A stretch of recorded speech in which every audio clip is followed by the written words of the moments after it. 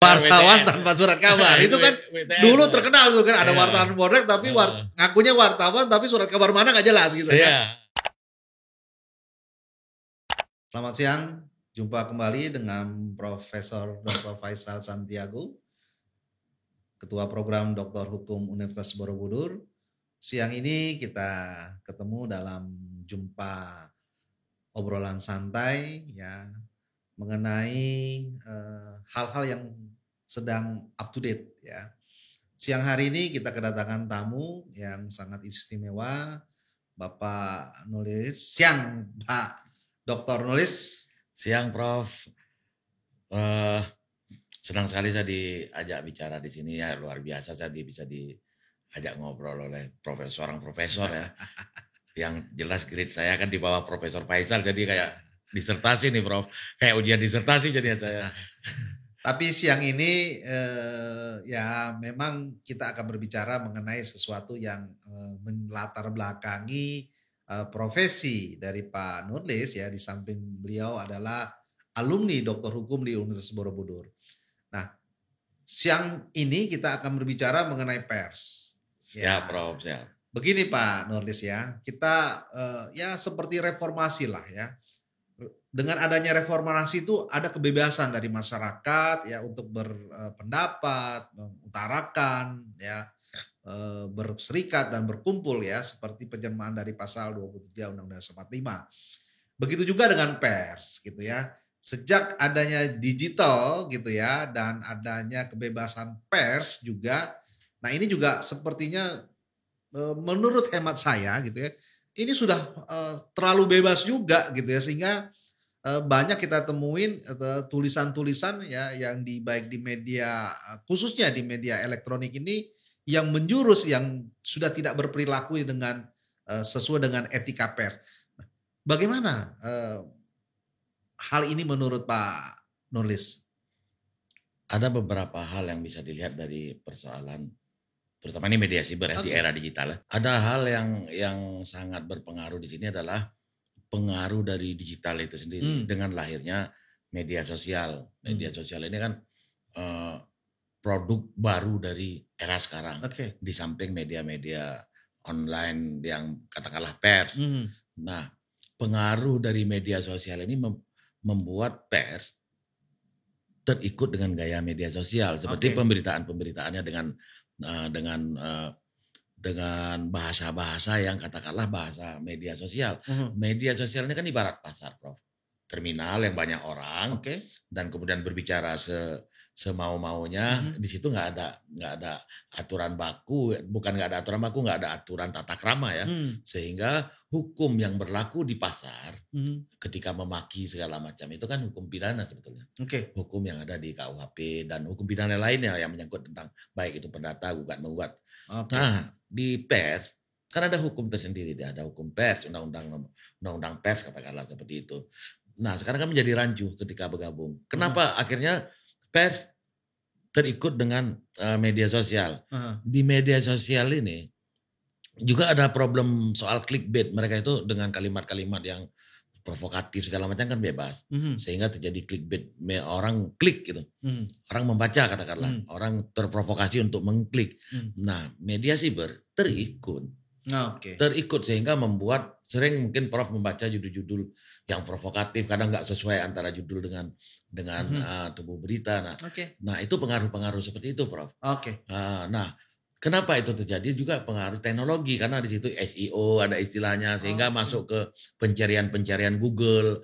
Nah, di situ jadi media terpengaruh dengan medsos karena kebutuhan akan clickbait. Clickbait ini kolerasinya dengan iklan. Nah, ini kembali ke soal pendapatan dia. Memburu pendapatan karena media sosial dan dari berbagai platform itu juga mengejar pendapatannya dari iklan. Nah, terpengaruh dia Prof. Sementara Terima kasih Pak Nurlis. Pemirsa, teman-teman semua ya, sebelum saya lebih lanjut gitu ya, Pak Nurlis ini adalah wartawan senior gitu ya, yang terakhir adalah beliau adalah di Tempo ya, di Tempo sebagai jurnalis di sana gitu ya. Nah, saya ingin tahu sebenarnya Pak Nurlis, yang dimaksud dengan pers sebenarnya itu seperti apa sebenarnya? Ya baik Prof, kalau pers yang sebenarnya itu kalau di Indonesia, kita berbicara wilayah Indonesia, karena hukum kita hukum Indonesia. Betul. Ya. Jadi pers yang sebenarnya itu kita harus melihat definisinya berdasarkan Undang-Undang Pers. Undang-Undang nomor 40 tahun 99. Artinya pers itu harus berbadan hukum Indonesia. Nah, di luar itu nggak bisa dikatakan pers. Dia harus tunduk kepada Undang-Undang Pers, kemudian berbadan hukum Indonesia, semua aturannya ada di situ.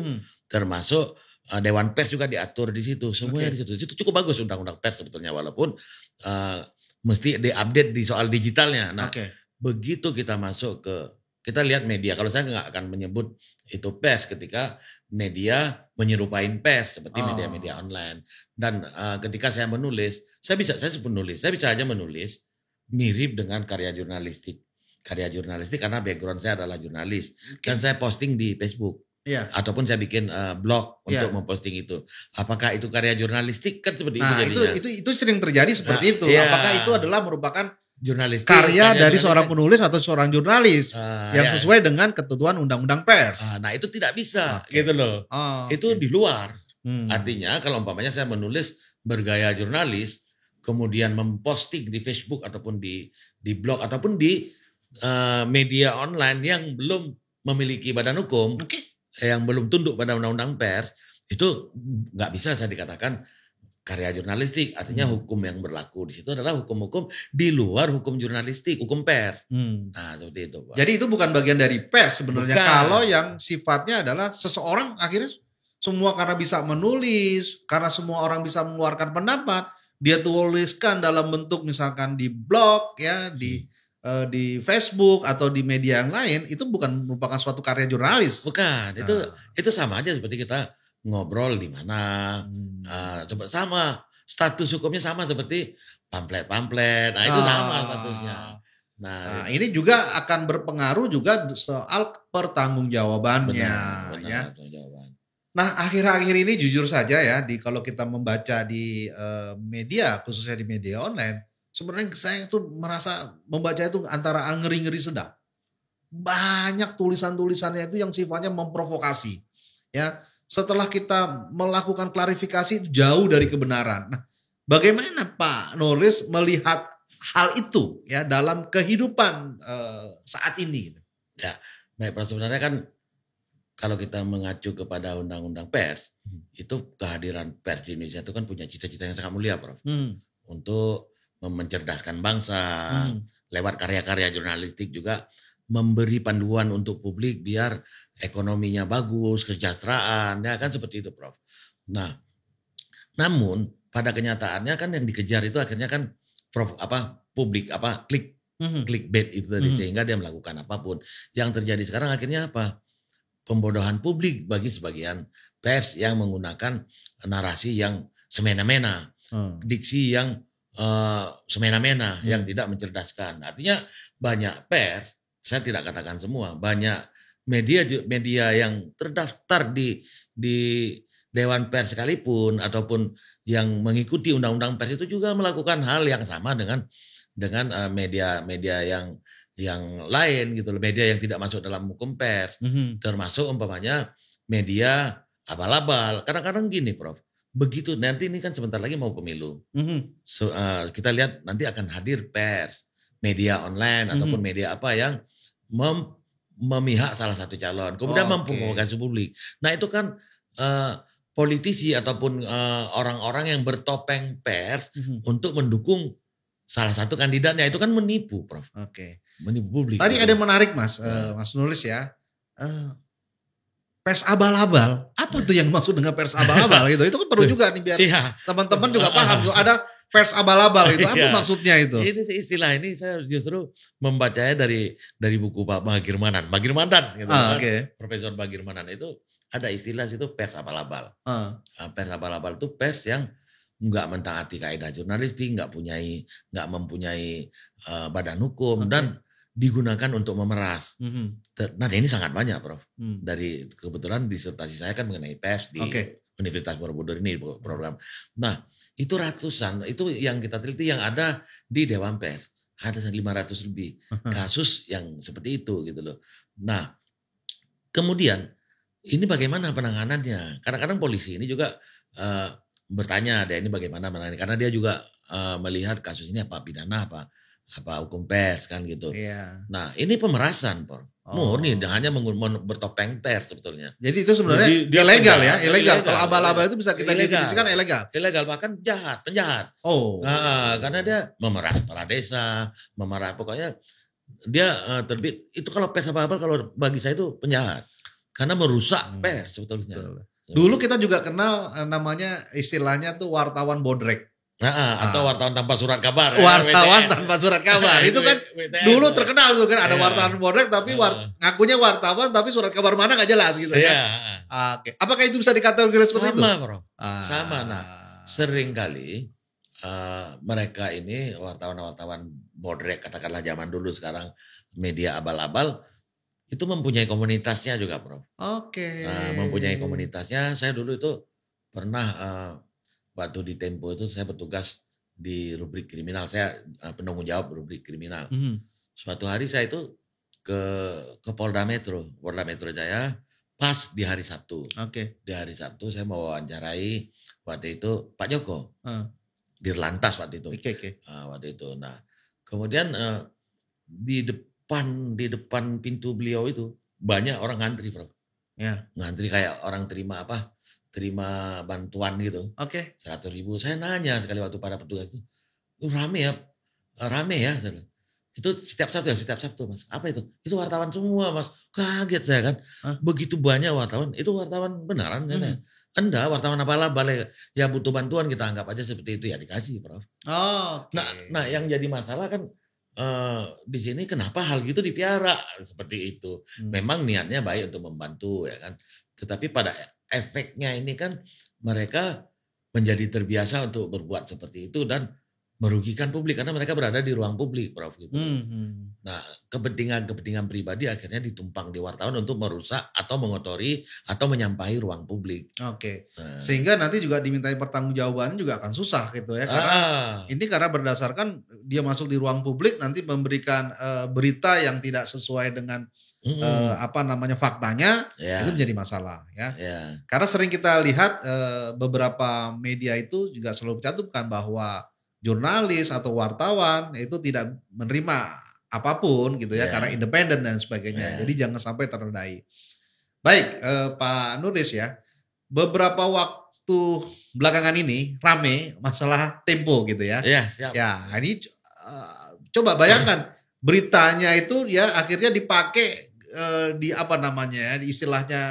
kalau istilahnya disebarluaskan oleh media lain gitu ya, sehingga mengurangi isi atau konteks yang dari awalnya gitu. Nah, bagaimana Pak Nurlis melihat kasus Tempo yang sekarang lagi rame ini gitu? Baik, Prof. Itu kan berkaitan dengan saudara Ade Armando yang di DPR yang dianiaya oleh publik, oleh sebagian orang yang ada di situ. Nah, di situ wartawan yang meliput di situ itu juga akhirnya terpengaruh dengan suasana tersugesti dengan keadaan seperti itu gitu.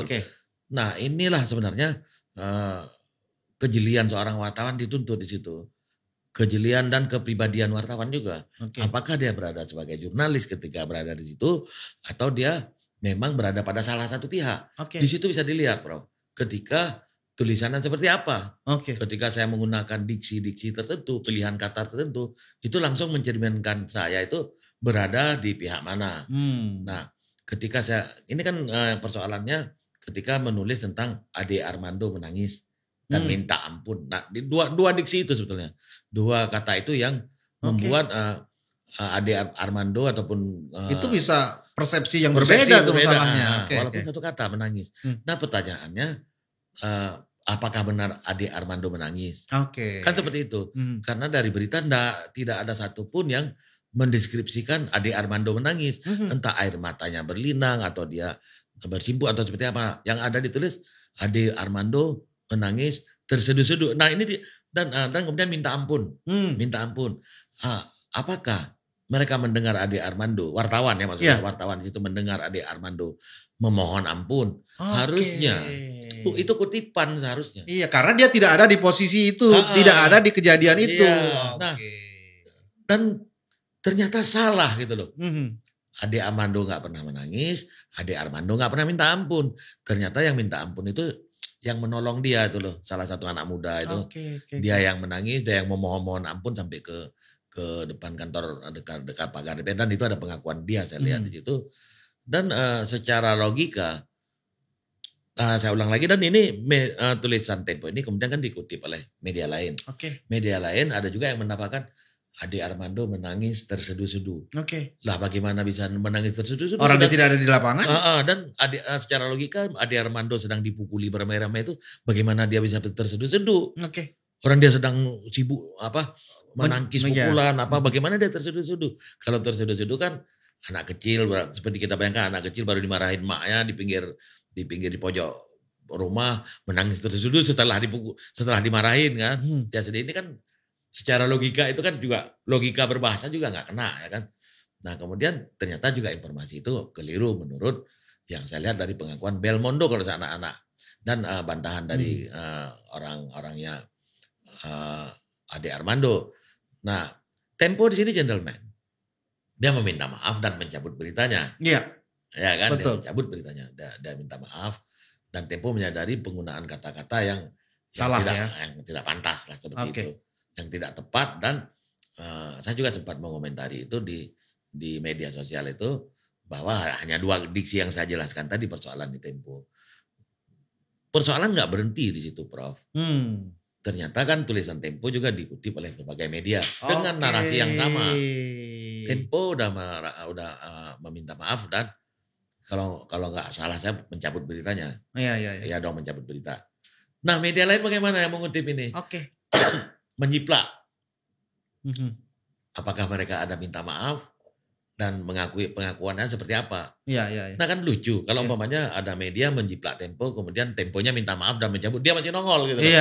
Kalau mau minta maaf ini bagaimana? Ya harusnya diikuti dengan media yang lain. Harusnya kan mereka dengan fair, karena kami menjiplak Tempo dan Tempo minta maaf, kami juga turut serta meminta maaf.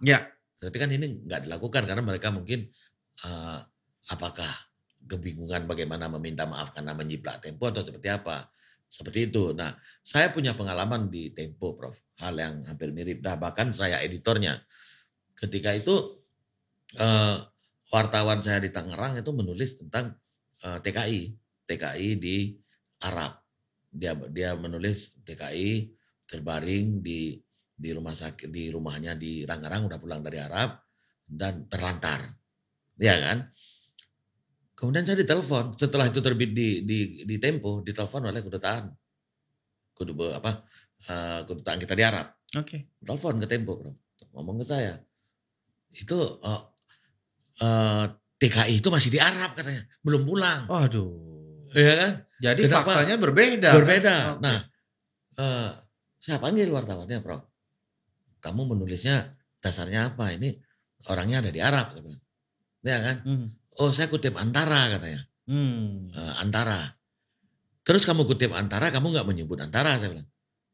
Oh, kan Antara, Pak? Enggak.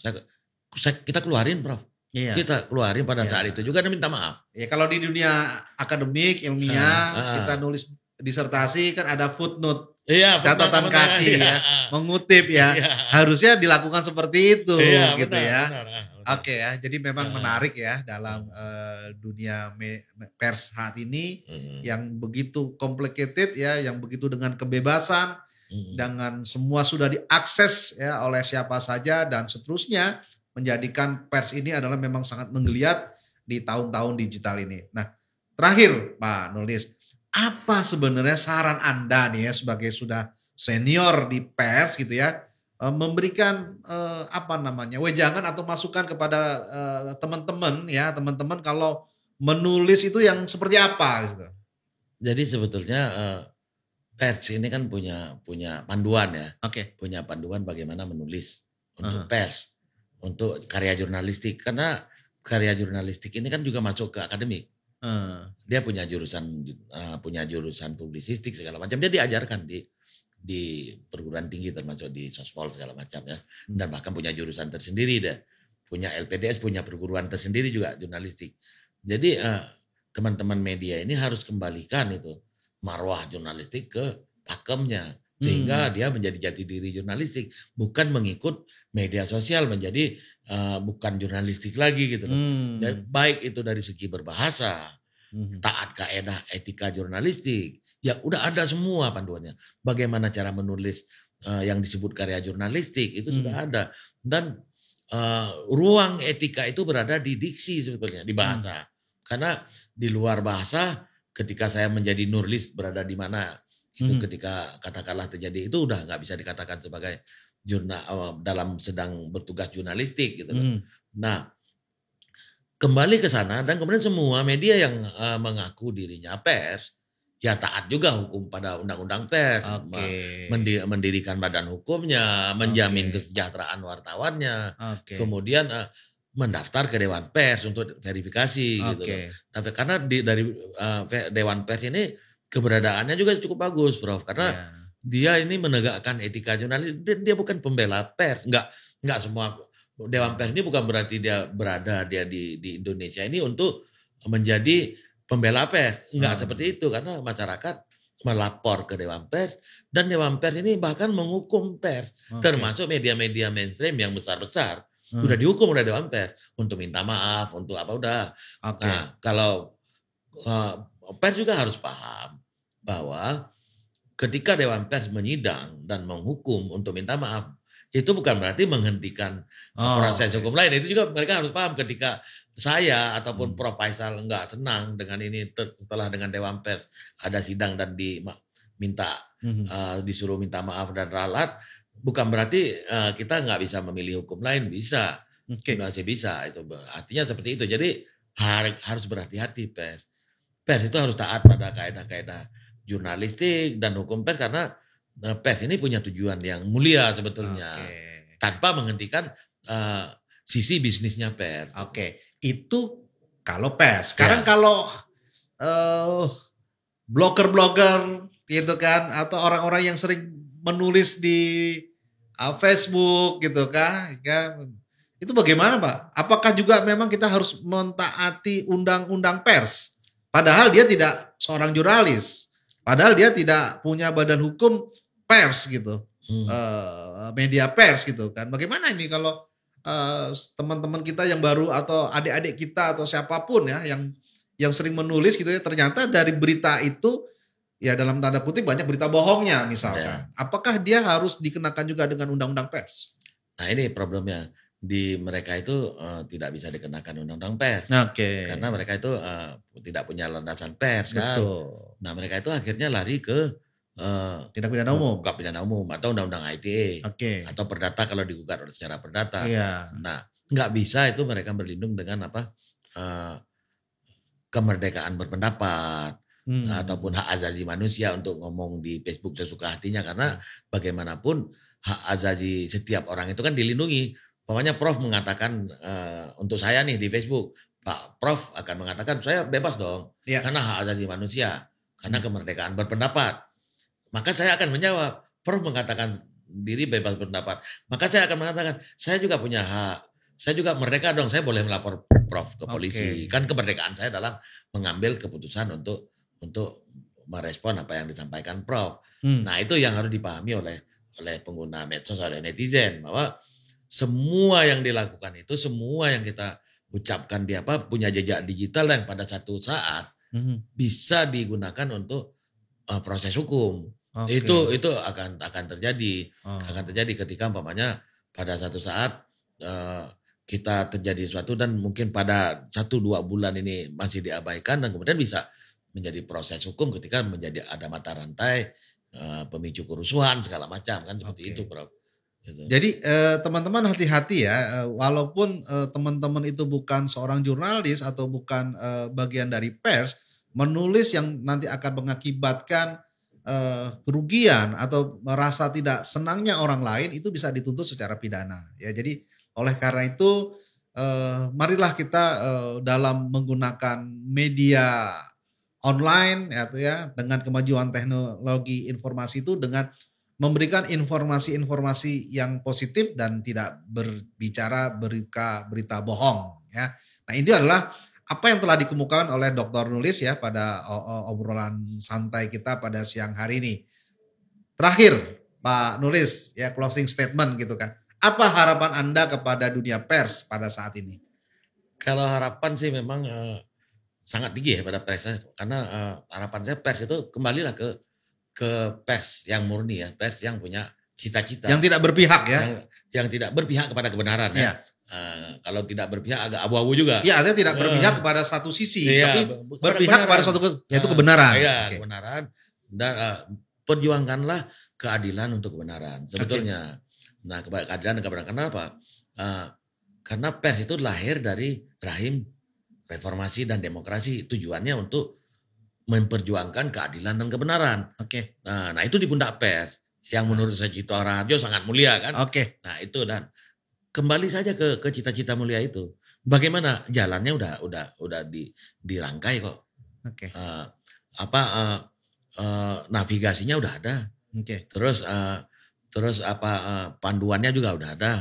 Terus peta jalannya juga udah ada. Tinggal di jalannya. Ada beberapa hal yang memang perlu direvisi karena keterkaitan dengan teknologi informasi yang berkembang. Itu aja sebetulnya sedikit.